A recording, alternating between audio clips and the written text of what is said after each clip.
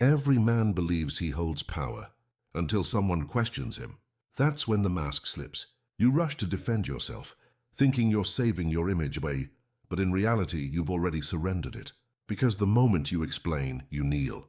In the dark psychology of control, silence isn't weakness, it's dominance. The world doesn't respect the man who begs to be understood. It respects the one who doesn't need to be. Point 1, the trap of justification. The instant you defend yourself, you lose.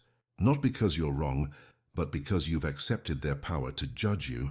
Every explanation is a quiet confession. And in the game of perception, confession is death. There's always that split second, the sting before you speak. Someone challenges you, calls you arrogant, questions your integrity. Your chest tightens and instinct whispers, say something. Defend yourself. That reflex feels natural, even righteous. But it's the first crack in your armor. Because the moment you explain, you kneel. Society trained you to believe that defending yourself equals self-respect. Teachers, parents, every authority figure drilled it in. If you didn't mean harm, clarify it. But Machiavelli would smirk at that. He understood the darker mechanism behind human perception, that power isn't measured by innocence, it's measured by control. When you defend, you accept the other person's frame. You silently agree that they hold the right to accuse, and that you must answer. That's the hidden exchange, and you lose it the instant you participate. Now, instead of being the subject, you've become the object of judgment. Your words are no longer statements of power. They're pleas for acceptance. Think about a courtroom. The defendant always looks smaller than the accuser, no matter how strong their case. The posture alone tells the story. In life, the same theater plays out every day, at work, in relationships, online. The one who explains stands lower than the one who provokes. Defensiveness never convinces anyone. People don't listen to your logic. They read your energy. If you rush to explain, they smell guilt. If you hold silence, they sense confidence. That's the first law of social psychology. Perception always outweighs reality. Now picture two versions of the same moment. In the first, someone says, "You're manipulative." You immediately reply, "No, you misunderstood me." You sound emotional, eager, desperate to fix the frame. In the second, you hold still. You look at them, expression unreadable, and say nothing. The silence stretches. They begin to squirm, to fill the void with more words, weaker ones. The audience, even if it's just two people in a room, feels the balance of power slide toward you. Because you're no longer reacting. You're commanding. Machiavelli wrote that perception rules the arena of power. To be feared or respected, one must never appear defensive. When others accuse you and you stay calm, they begin to question themselves. They start thinking, why isn't he reacting? Does he know something I don't? Is he so confident that my words can't touch him? Their certainty decays while your silence grows heavy. The more composed you remain, the more people project strength onto you. They start defending you internally, even when you say nothing. That's the paradox. Silence forces others to argue your case in their minds. A Machiavellian operator uses this deliberately. He never just stays quiet, he weaponizes quiet. He lets silence linger like a loaded gun on the table. He knows that humans hate unresolved tension, and whoever controls that tension controls the room. Every time you explain, you tell the world, your opinion of me matters. Every time you refuse, you imply, I'm beyond your judgment. That single shift changes everything. The defensive man fights for understanding. The strategic man fights for control. Understanding makes you liked. Control makes you respected, and often feared. Defensiveness doesn't arise from logic. It comes from insecurity. It's a need to be seen as good, right? Pure. But power isn't pure. Power is composed. When someone accuses you, they're baiting you, pulling you into their emotional frame. If you react, you confirm the bait worked. If you stay still, you reveal who's actually leading the dance. Imagine this in a real setting, a meeting, a group conversation, or even online. Someone challenges you publicly. All eyes shift toward you, waiting for your explanation. Instead of defending, you simply tilt your head slightly and say, interesting. Then silence. The air thickens. The accuser feels it. Their heartbeat speeds up. They start clarifying, backpedaling. Now they're the one explaining, and explanations are the language of the powerless. Machiavelli understood this centuries ago. The individual who defends himself diminishes himself. The one who doesn't compels the world to defend him instead. People rush to protect what remains unmoved because stillness feels sacred. It's instinct. So train yourself to resist that first urge. When accused, do not rush, pause, breathe. Let the silence burn through the noise. If you must speak, speak after the tension peaks. When every ear in the room hangs on your words, then say less than they expect. A short, measured response cuts deeper than a paragraph of defense. For example, someone says you think you're better than everyone. Don't defend. Just say, do I? And let it linger. They'll fill the silence, stumble over their reasoning, and eventually expose their insecurity. You never lifted a sword, yet they fell on their own. That's the art of psychological warfare, using restraint as a weapon. Every explanation, every emotional defense drains authority. Every quiet moment of composure compounds it. The truth is, people don't remember what you said in your defense. They remember how you looked while you said it. If you appeared anxious, the words vanish. If you appeared calm, they become myth. So build the habit of calm. The less you justify, the more powerful your presence becomes. Defensiveness dies in silence. And power, real quiet power, is born there.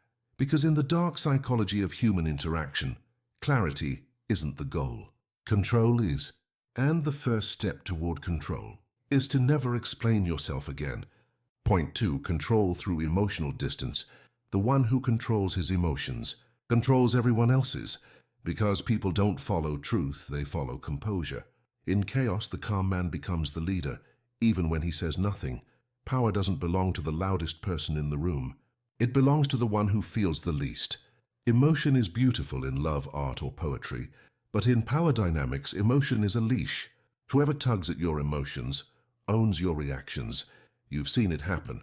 Someone provokes you, not because they want an answer, but because they want to see you react. That small flash of irritation, that raised tone, that trembling defense, it tells them everything. They've touched your center.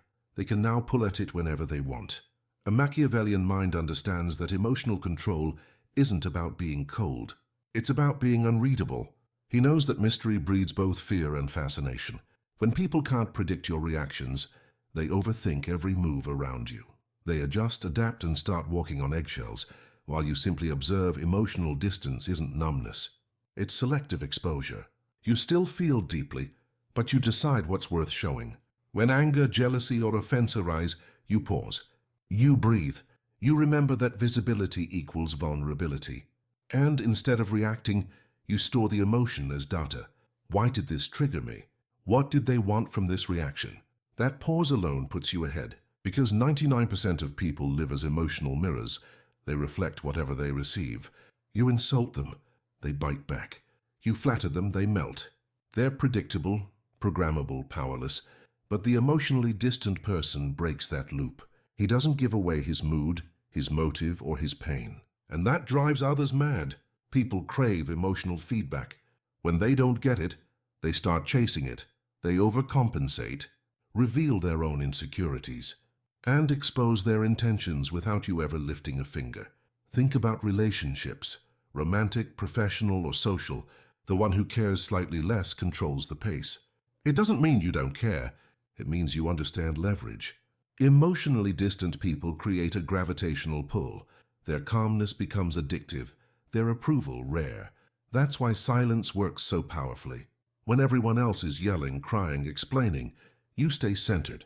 You don't match their chaos. You watch it. People start to see your calm as strength, your mystery as authority.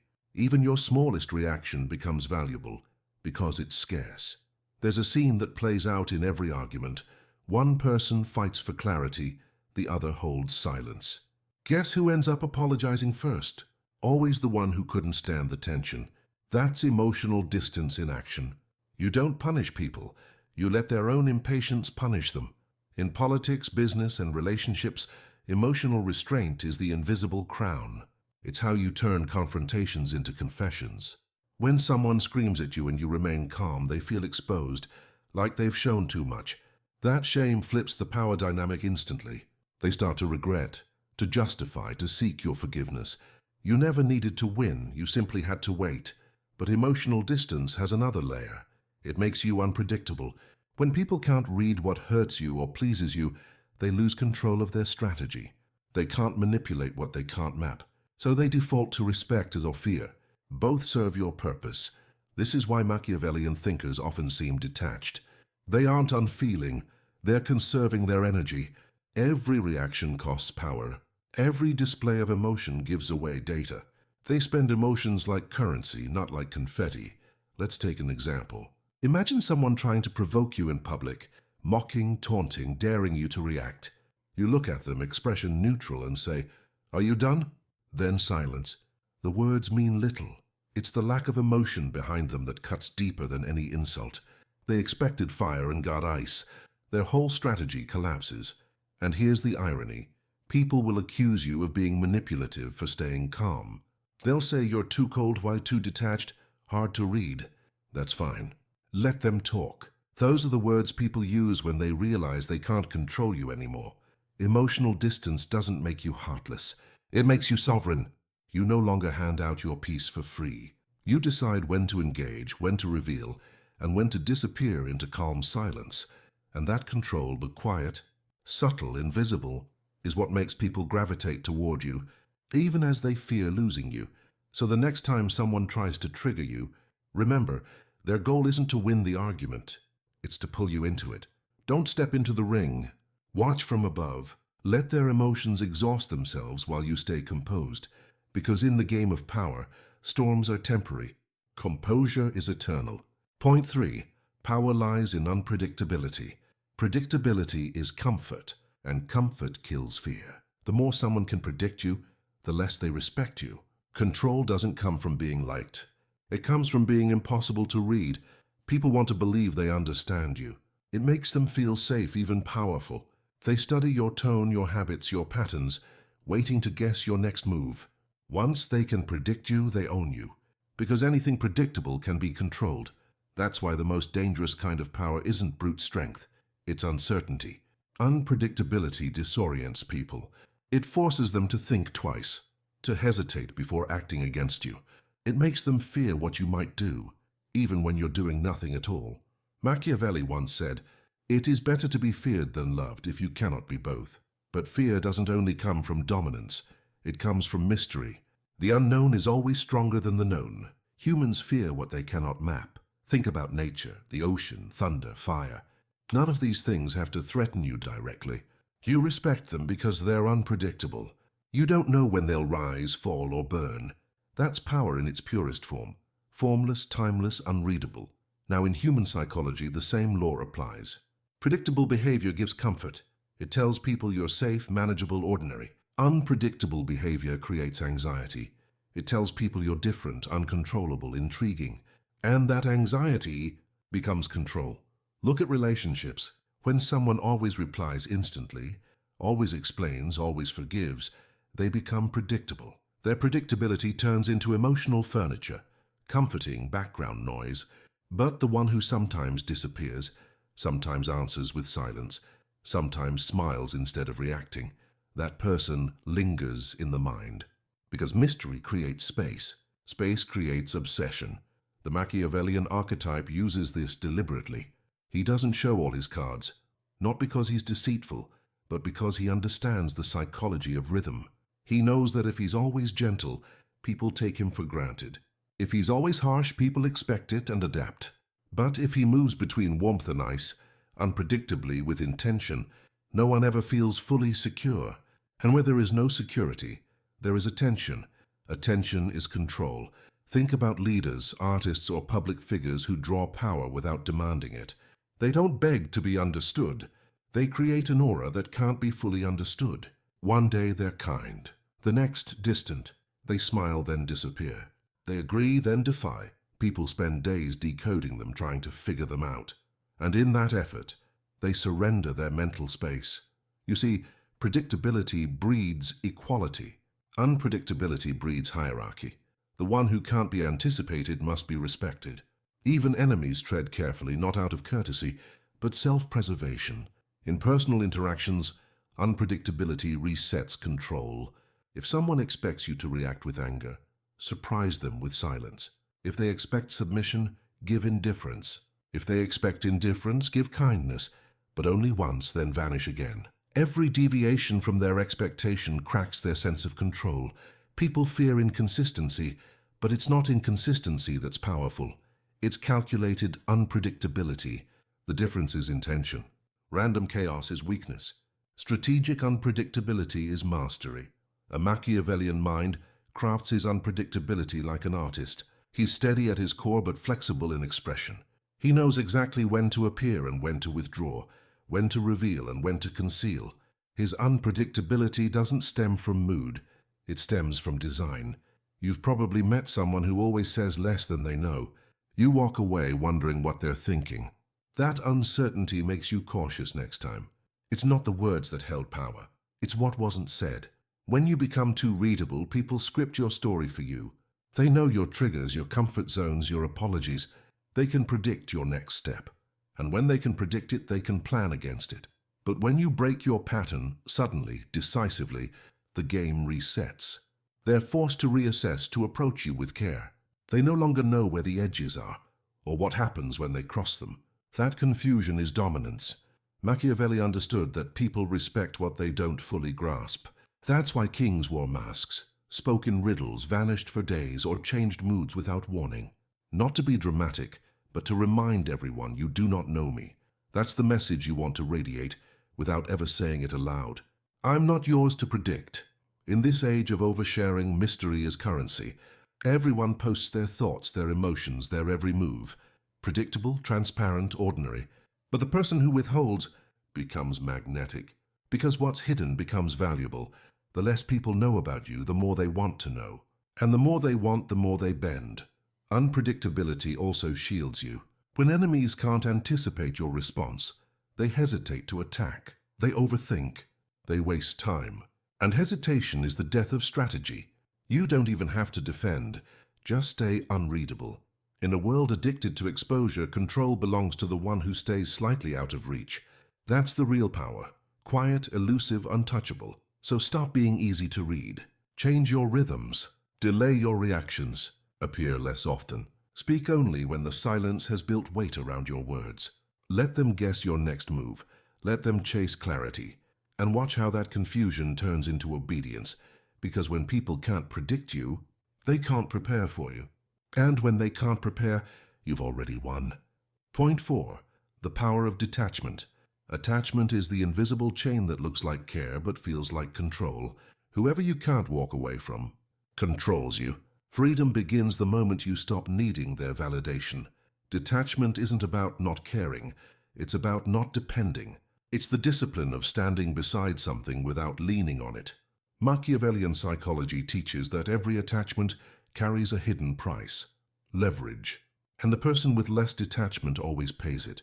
You can see this in every layer of life. In relationships, the one who can't lose the other ends up bending, apologizing, chasing. In power dynamics, the one who needs the deal, the approval, the role, surrenders first. It's never personal. It's structural.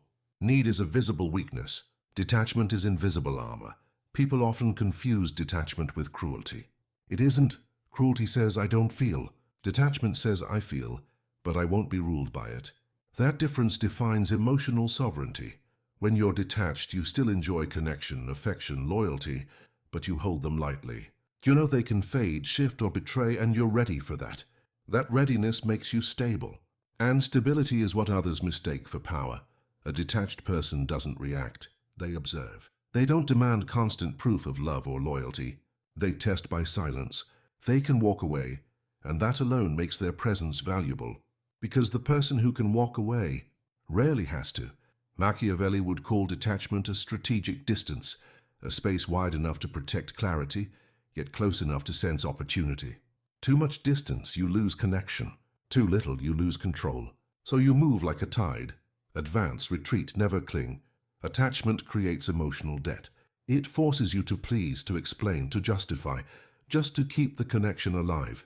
That's how most people lose themselves. They think they're being loyal, but really they're just afraid of absence. Detachment flips that equation. You stop chasing reassurance. You start valuing silence. And silence over time becomes your proof of strength. You'll notice how people react differently when they sense your detachment. At first they'll test it. They'll provoke, guilt, even accuse you of arrogance.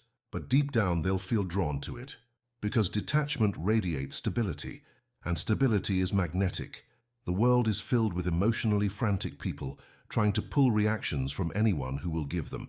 When they meet someone calm, self-contained, detached, they feel something ancient: respect. They can't explain it, but they know they're standing in front of someone who doesn't need them. Need is gravity. Fear pulls you down. Detachment lets you float above the noise. It gives you choice. The choice to stay or to leave without trembling. And that freedom terrifies people who rely on control. Imagine a negotiation. One side says, "I really need this deal." The other says nothing. Already the second side has won. Why? Because the person who can walk away controls the one who can't. This applies everywhere. Friendships, romance, careers.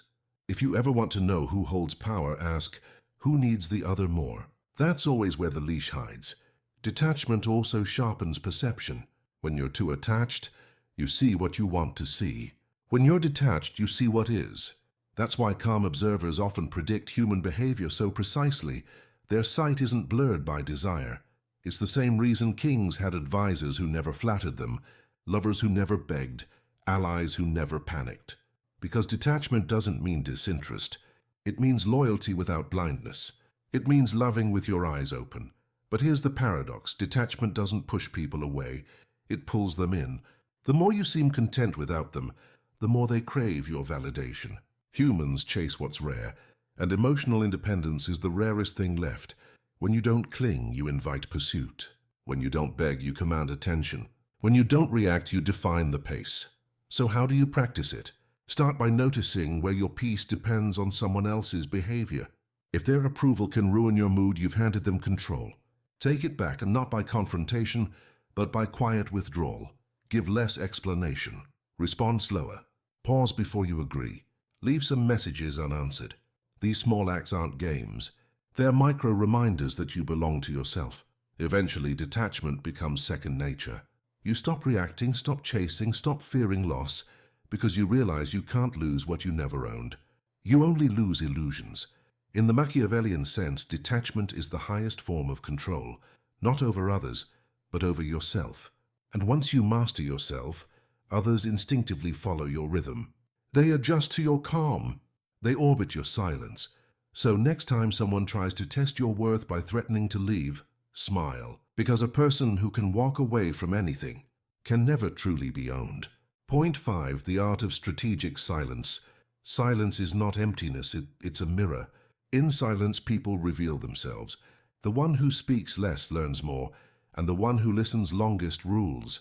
Every word you say is a piece of your mind handed away. And the more you speak, the more others learn your rhythm, your logic, your fears, your habits.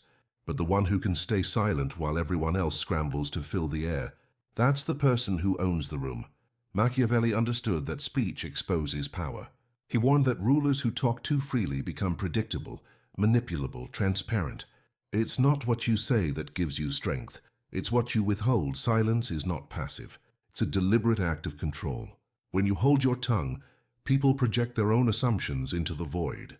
They fill your silence with meanings that reflect their psychology, not yours. In doing so, they expose themselves.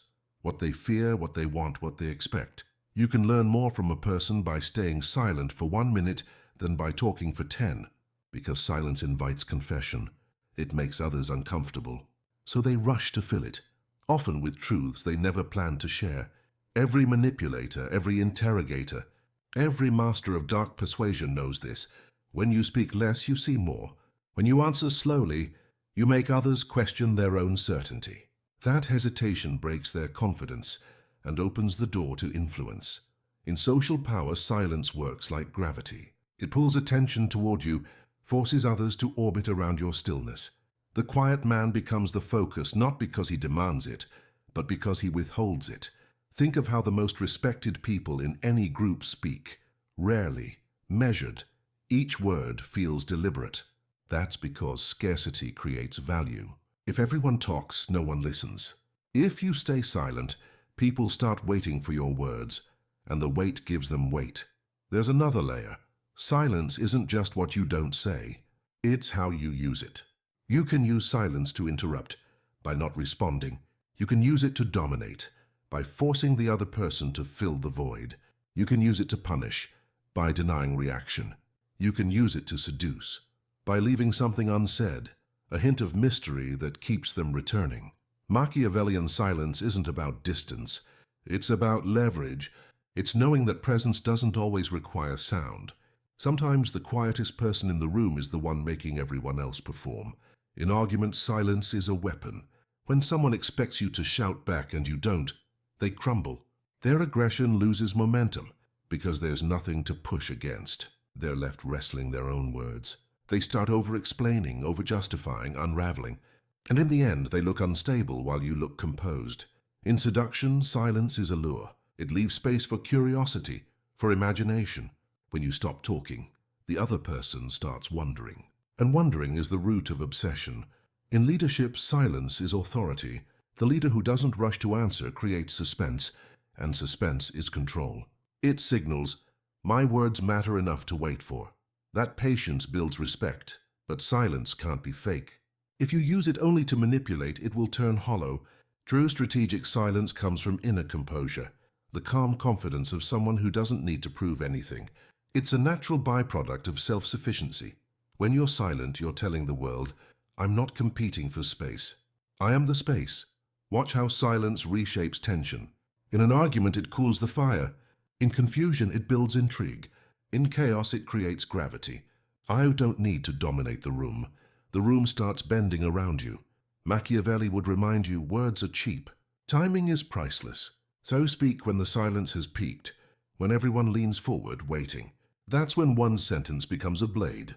And after you've spoken, let silence fall again like a curtain after a performance. That pause will echo louder than anything else you could have said. Even in everyday life, you can practice this. When someone pressures you to respond instantly, don't. Let the question breathe. Let them feel the weight of waiting. They'll start talking more, revealing more, trying to fill your quiet. That's when you learn what's truly driving them. Silence exposes truth, because noise hides it. The world today is allergic to quiet. Everyone's posting, reacting, explaining. But when you step back and choose not to, you stand out. Not as invisible, but untouchable. People will call you mysterious, distant, intimidating. Let them. Those are the names people give to anyone they can't read. So use your silence as strategy. Let it confuse the loud, calm the weak, and command the strong. Speak only when your words can shift the air. And when you do, stop again so the echo carries farther than your voice ever could. Because in the end, power doesn't shout. It whispers, and then goes silent. Closing, power isn't proven through noise. It's revealed in composure. The world worships reaction, but the few who master stillness rule it. Let them talk, accuse, distort. Every word they throw fades against your silence. Because true dominance doesn't defend, it doesn't explain, it endures. And in the quiet that follows, they'll realize the truth. You were never fighting for validation. You were teaching them who truly holds control.